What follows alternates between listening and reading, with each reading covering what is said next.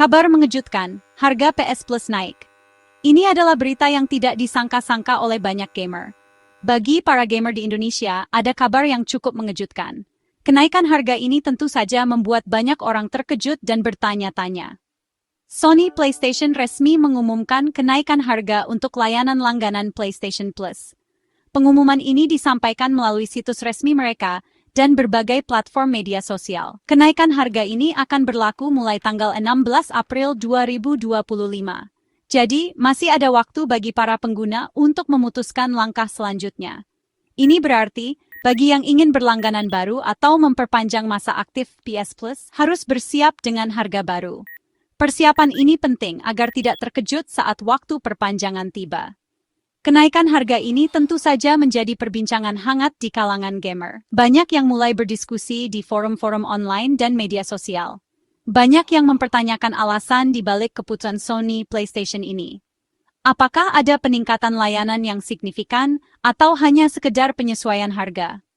Apalagi, PS Plus merupakan layanan yang sangat penting untuk mengakses fitur online dan mendapatkan game gratis setiap bulannya. Layanan ini sudah menjadi bagian tak terpisahkan dari pengalaman bermain game di PlayStation. Keputusan ini tentu saja menimbulkan pertanyaan besar.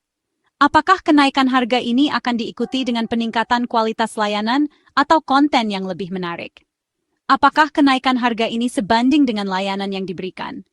Para gamer tentu akan mempertimbangkan apakah mereka akan tetap berlangganan atau mencari alternatif lain. Bagaimana dampaknya bagi para gamer di Indonesia? Ini adalah pertanyaan yang masih harus dijawab seiring berjalannya waktu. Yang pasti, keputusan ini akan mempengaruhi banyak orang.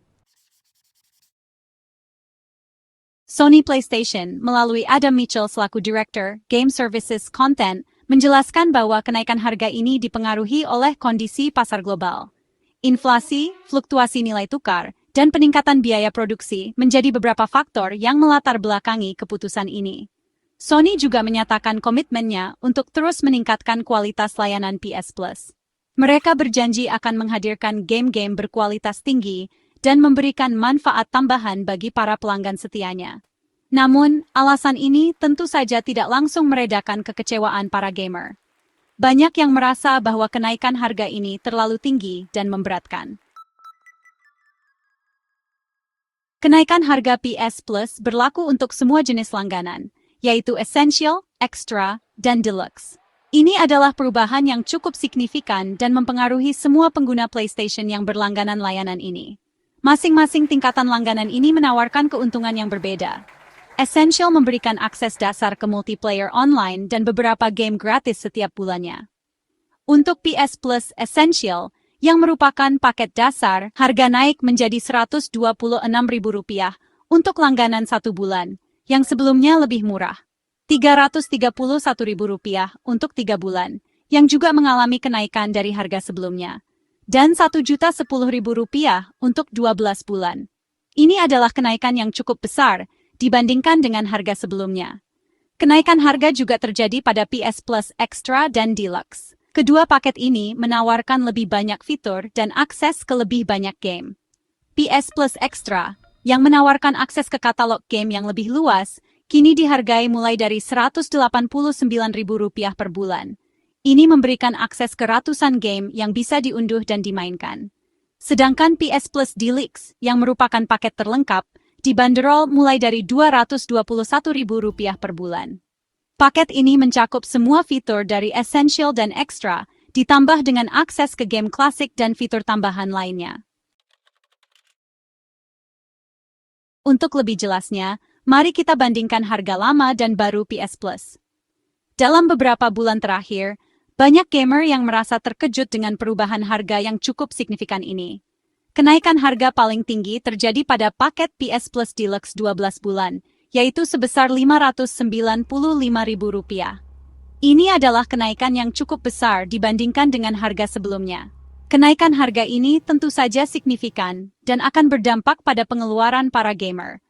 Banyak dari mereka yang harus mempertimbangkan kembali anggaran mereka untuk berlangganan layanan ini. Bagi mereka yang terbiasa berlangganan PS Plus Deluxe 12 bulan, tentu harus merogoh kocek lebih dalam. Hal ini bisa menjadi beban tambahan, terutama bagi gamer yang memiliki anggaran terbatas. Perbandingan ini menunjukkan bahwa Sony PlayStation melakukan penyesuaian harga yang cukup besar. Penyesuaian ini mungkin dilakukan untuk menyesuaikan dengan biaya operasional yang meningkat, atau untuk meningkatkan kualitas layanan. Keputusan ini tentu saja menimbulkan pertanyaan tentang apakah nilai yang ditawarkan sepadan dengan harga yang harus dibayar. Gamer perlu mempertimbangkan apakah manfaat yang mereka dapatkan dari layanan ini masih sebanding dengan biaya yang dikeluarkan. Section 5. Kenaikan harga global, bukan hanya di Indonesia. Kenaikan harga PS Plus ini tidak hanya terjadi di Indonesia.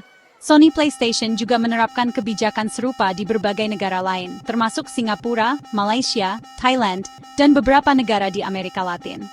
Di Amerika Latin, kenaikan harga ini merupakan yang kedua kalinya dalam kurun waktu 18 bulan terakhir. Hal ini tentu saja menunjukkan bahwa Sony PlayStation tengah melakukan penyesuaian harga secara global. Pertanyaannya, apakah kebijakan ini merupakan strategi yang tepat untuk pasar global? Apakah Sony PlayStation berhasil mempertahankan pelanggan setianya di tengah kenaikan harga ini? Section 6. Kekecewaan para gamer. Reaksi negatif langsung bermunculan dari para gamer di seluruh dunia. Banyak yang menyatakan kekecewaannya terhadap keputusan Sony PlayStation ini. Beberapa gamer merasa bahwa harga PS Plus sebelumnya sudah terlalu mahal. Kenaikan harga ini dianggap semakin memberatkan, terutama di tengah kondisi ekonomi yang belum stabil. Kekecewaan ini tentu dapat dimengerti.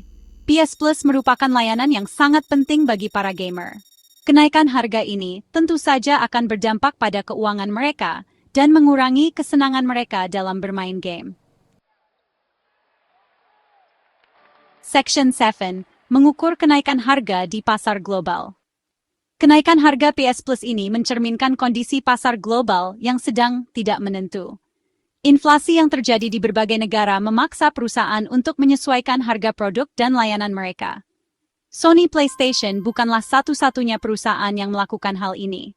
Beberapa perusahaan teknologi lainnya, seperti Netflix dan Spotify, juga telah menaikkan harga langganan mereka dalam beberapa tahun terakhir. Namun, kenaikan harga ini tentu saja harus diimbangi dengan peningkatan kualitas layanan. Jika tidak, Sony PlayStation berisiko kehilangan pelanggan setianya. Section 8. Tips tetap bermain di tengah kenaikan harga. Meskipun harga PS Plus naik, para gamer tidak perlu berkecil hati. Ada beberapa tips yang dapat dilakukan untuk tetap dapat menikmati layanan PS Plus tanpa terbebani kenaikan harga.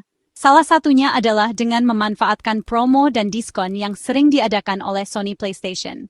Biasanya, Sony PlayStation menawarkan diskon untuk langganan PS Plus pada momen-momen tertentu, seperti hari raya atau libur sekolah. Selain itu, para gamer juga dapat berbagi langganan PS Plus dengan teman atau saudara. Dengan begitu, biaya langganan dapat dibagi dan lebih terjangkau. Section 9. Masa depan PS Plus. Kenaikan harga PS Plus ini tentu saja akan berdampak pada masa depan layanan ini. Sony PlayStation harus bekerja keras untuk memastikan bahwa kenaikan harga ini sebanding dengan nilai yang diberikan kepada pelanggan. Jika Sony PlayStation berhasil memberikan layanan yang lebih baik dan menarik lebih banyak gamer, maka kenaikan harga ini mungkin tidak akan menjadi masalah besar. Namun, jika tidak, Sony PlayStation berisiko kehilangan pelanggan setianya dan kehilangan pamornya di industri game. Hanya waktu yang dapat menjawab bagaimana masa depan PS Plus di tengah kenaikan harga ini.